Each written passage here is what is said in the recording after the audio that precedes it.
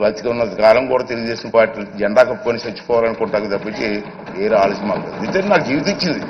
ఆ మాట అంటాడు కొంతమంది, ఆ మాట ఎందుకంటూ ఉంటారు. సరే, ఏ పదవిలో ఉండవచ్చు, నేను ఏ కుర్చీలోనే కూర్చోవచ్చు, నాకు జీవితాన్ని ఇచ్చిన వాడిని మర్చిపోతామా? అదే నా భావన. అదేవిధంగా మనందరికీ పనిచేయాల్సిన అవసరం ఉందని చెప్పి మనం చేస్తూ, అలాగే మీరందరూ కూడా నేను కోరేది ఏంటంటే, మీరు కొన్ని కార్యక్రమాలు ఇస్తారు ప్రజలు మీకు.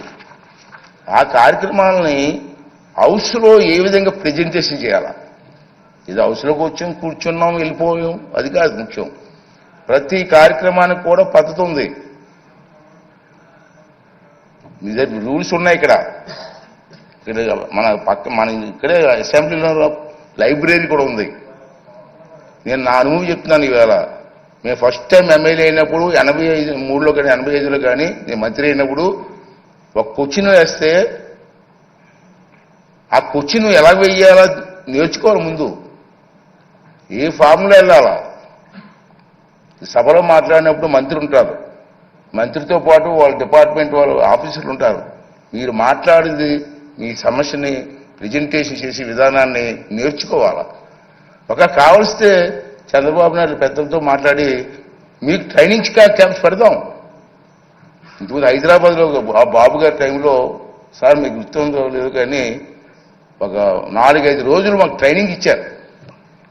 ఎన్టీ రామారావు గారు అయితే అక్కడ గండిపేటలో 9 రోజులు ట్రైనింగ్ ఇచ్చారు మాకు. 9 రోజులు అక్కడే ఉన్నాం.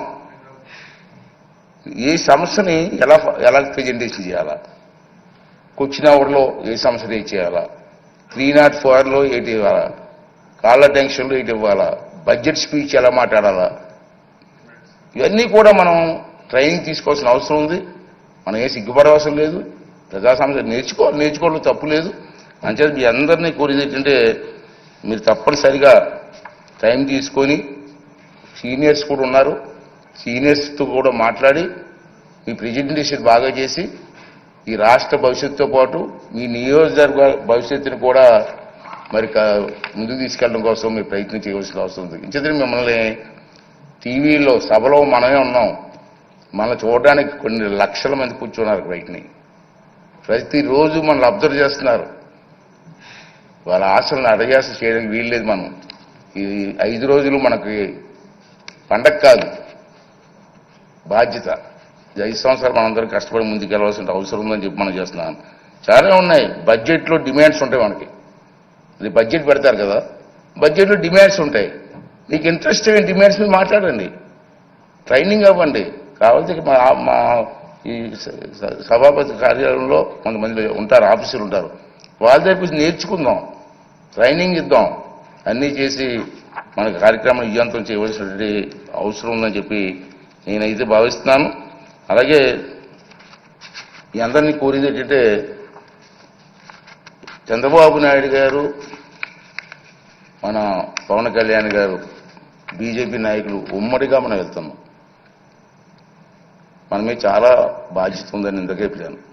ఆ సమస్యలు ఏ విధంగా చర్చ చెప్పారు. బుచ్చి చౌదరి గారు లాంటి పెద్దలు ఉన్నారు, చాలామంది అనుభవం ఉన్న వ్యక్తులు ఉన్నారు, గతంలో మంత్రులు చేసిన వ్యక్తులు ఉన్నారు, చంద్రబాబు నాయుడికి అపారమైనటువంటి అనుభవం ఉన్న వ్యక్తులు ఉన్నారు. ఈ అందరినీ కలిసి మన బాధ్యత. నా ఉద్దేశం ఒకటే, నేను ఒకటే నిర్ణయం తీసుకున్నాను. స్పీకర్ తక్కువగా మాట్లాడాలా, సభ్యులు ఎక్కువగా మాట్లాడాలా. ఆ అవకాశం నేను కల్పిస్తాను, అది బాధ్యత. కానీ మీరు కూడా ట్రై చేయండి, సభ్యుల మీద మాట్లాడండి, ఈ సభకు గౌరవం తీసుకురండి. ఈ 16వ శాసనసభకు ఒక మంచి గుర్తింపు వచ్చేలాగా, గౌరవం వచ్చేలాగా మీ అందరూ కూడా సహకారం అందించాలని చెప్పి